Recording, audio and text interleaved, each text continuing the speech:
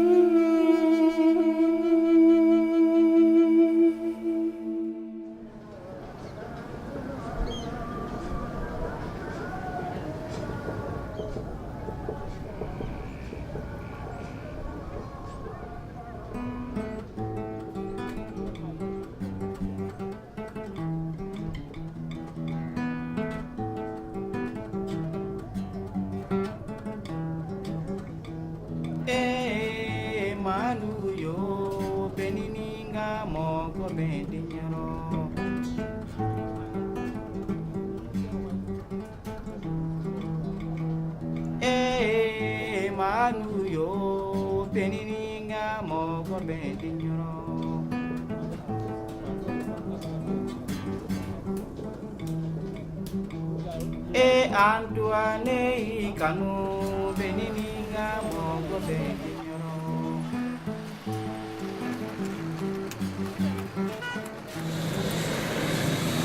Domane kanu benininga mogo beninyoro. Salut à tous ceux qui nous écoutent dans les villages environnants, dans les départements. Malgré la distance, bonsoir tout le monde. Dans les pays limitrophes, par exemple, du côté de la Mauritanie, le Mali, la Guinée, par exemple, ou la Gambie. Salut tout le monde.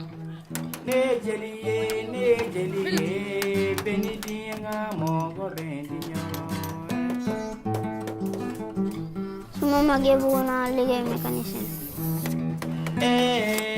Manu yo benininga mogo beninyoro. Maa ngi tudd Papa Dramé. Su ma génnee si naaj bi sama yaram bi day lakk. Su ma génnee si naaj bi day lakk sama yaram. Parce que sama vision bi lu may gis bariwul. Bëggoon naa ma am ay crème may protéger sama yaram.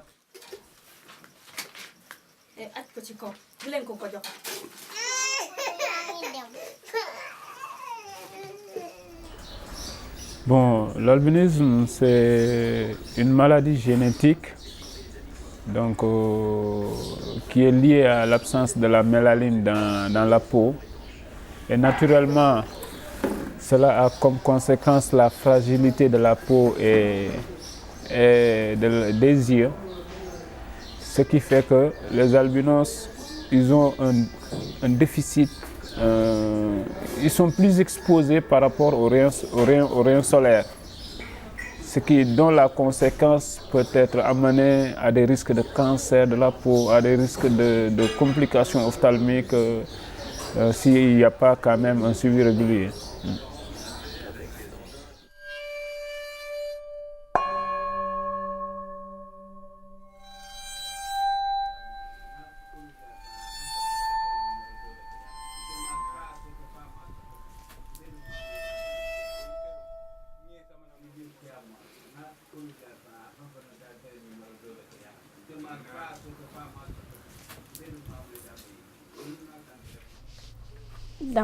damay solu ma brosu ja ak ma ndikki doo liggéey.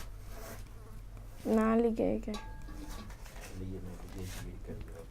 dinaa bale dinaa raas. dinaa fóot sama yére.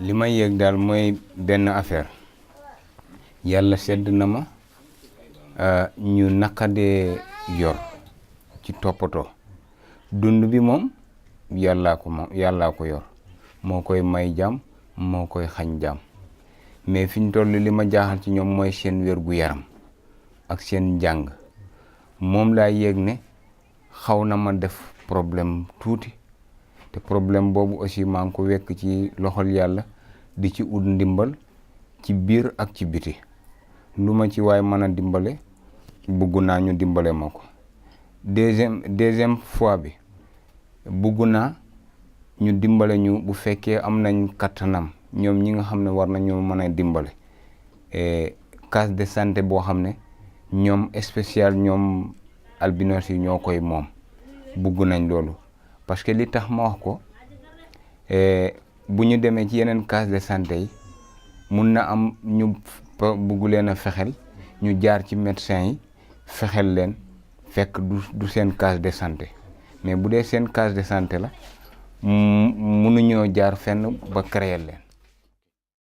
Et d'ailleurs, c'est en raison de ces difficultés liées à ma vision et également la situation climatique de Tamba qui m'avait à l'époque inspiré quand même à mettre en place une structure qui serait au service de la communauté albinos au Sénégal.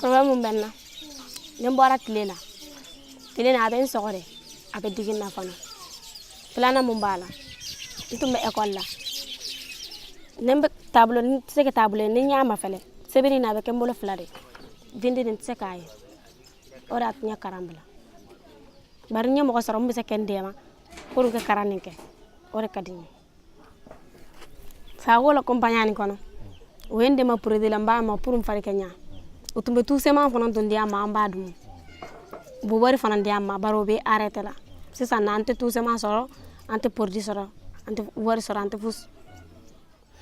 On est contraint de tracasserie douanière, il faut payer la douane, il n'y a pas d'exonération, il n'y a rien. Finalement, il nous arrive que des crèmes soient rapatriés par les donateurs, ce qui est un cas extrêmement difficile. Donc 99%, je peux dire, des albinos en Afrique subsaharienne finissent par mourir de cancer de la peau.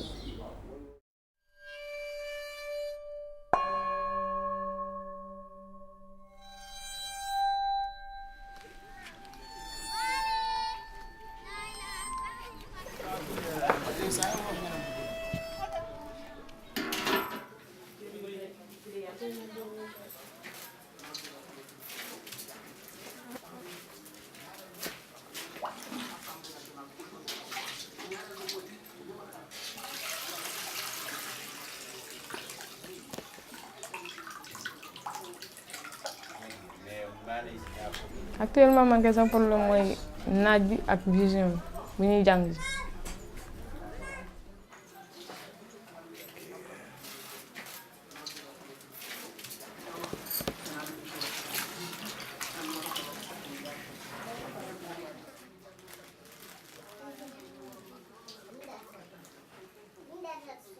Comme ça ñun ni ñu mel nii xam nga ñun moom amuñu ay moyens te waajur ñoo doon liggéey di ñuy jàppale. léegi liggéeyatuñ amuñu ñu ñuy jàppale bëggoon nañu ñu jàppale ñu ndax ku nekk mu bëgg nga tekki dimbali say waajur wala nga am au moins kuy dimbali say waajur.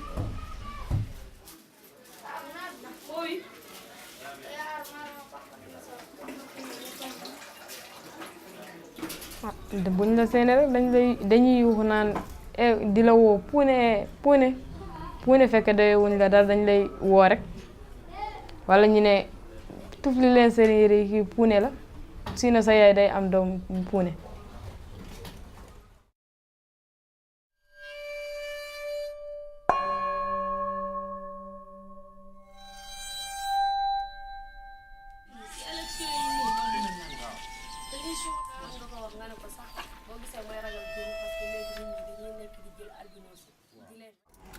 boo magee dama bëgg nekk avocat parce que dama bëgg a dimbali nit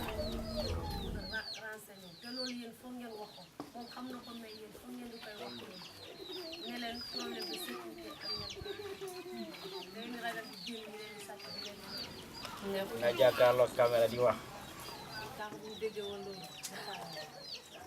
dama nekkoon di dem Arab léegi mu saagam léegi ma ñëwaat ma fay après mu jël sama bopp bi xoos ko si miir damay ragal sama dëkkandoor.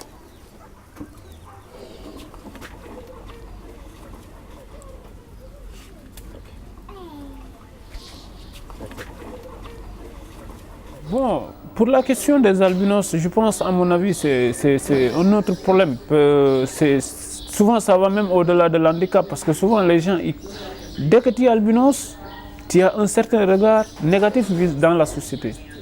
Donc, le niveau de stigmatisation, il est tellement fort au point que tu ne peux ni te retrouver au sein de la famille normale, mais tu te trouves pas non plus au sein de la famille handicapée.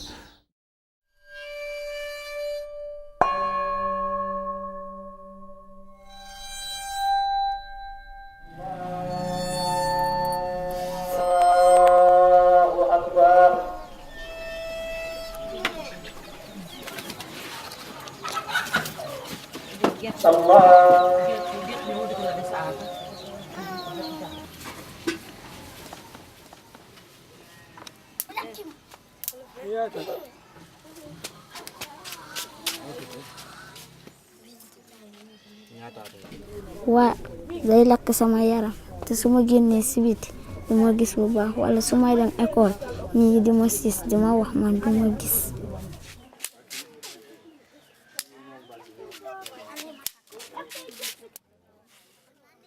am na suñu nekkee fee am na ñu may wax bu ne waaye ma loolu mënuma ko mun waaye ñun dañuy jote su ma nekkee suñu arab bi fee am na ñu may wax puune waaye man duma ko mun waaye dañuy jote.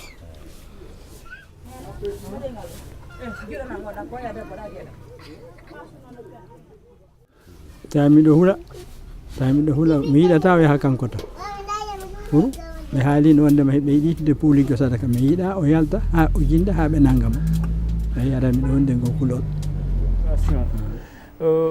Effectivement, à un moment donné, les gens pensaient que parce que l'albinisme, c'est le remède à tout, quand peut-être il serait avéré de façon mystique, quand on entretient une relation sexuelle avec un albinos, un gars qui a le sida, ça peut quand même lui donner, ça peut être la solution à son problème de sida.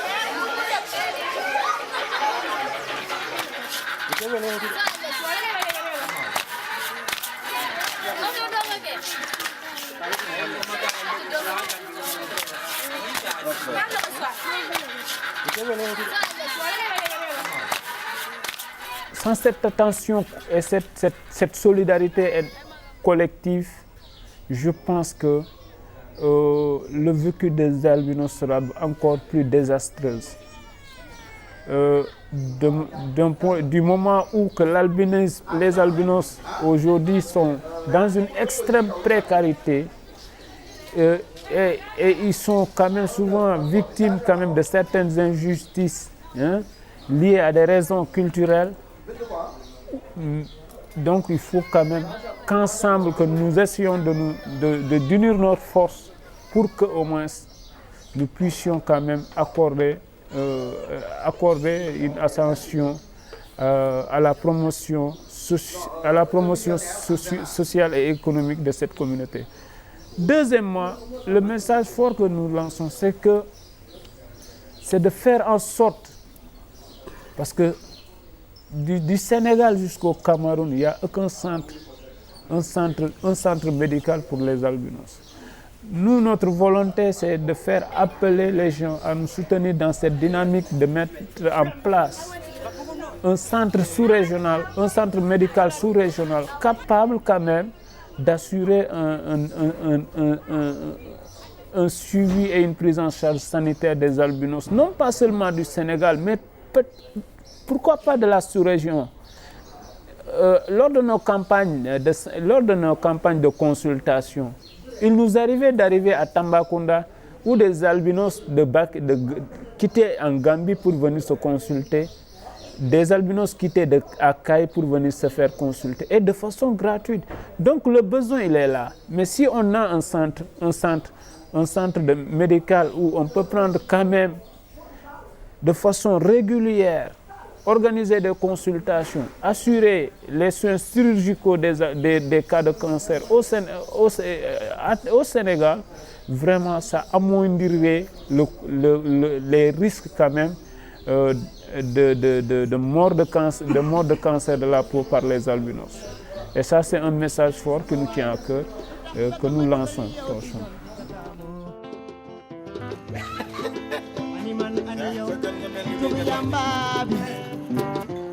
Duma ko nangul jam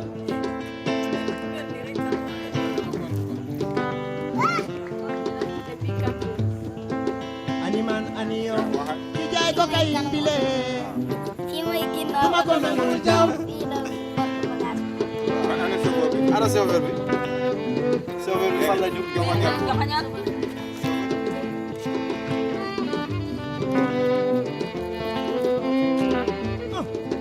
sama waay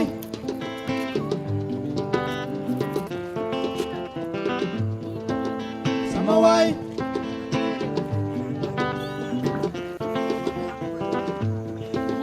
sama waay lu tax bëgg ma encouragé ci yoon bi nga taamu animan aniyo ci jël héroïne bi lee duma ko nangul jam maa ngi tudd Papa Dramé aniyo ci jël doom yi lee di ko naan duma ko nangul jam su ma magee bëgg naa liggéey mécanicien.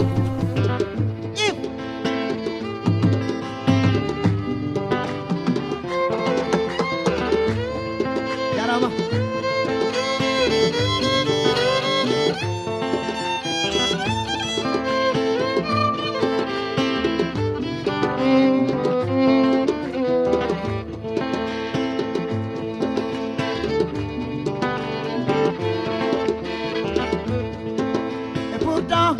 bu ney ko ne ñoo daan foo dire